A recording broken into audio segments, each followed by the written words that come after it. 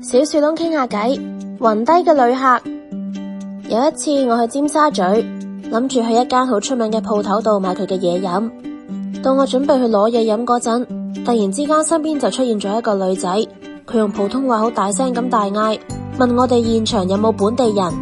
大家都俾佢嚇到呆咗，冇咩反應。然後佢就解釋話佢朋友覺得好唔舒服，就嚟暈低。本身佢想打電話嗌救護車，但係因為佢冇香港電話號碼，所以打唔到，所以先至問現場有冇本地人可以幫佢手。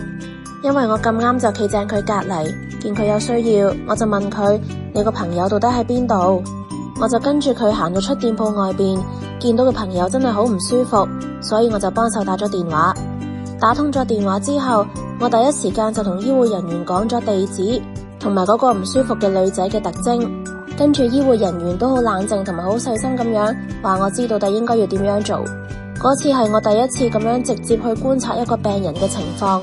唔單止要回報俾醫護人員聽，另一邊我仲要用普通話翻譯翻俾嗰個人知到底佢朋友係咩情況。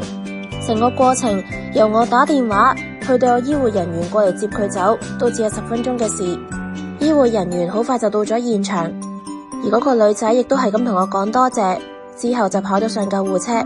經過呢一件事，我好慶幸嘅係自己平常有睇到底叫救護車要注意啲乜嘢，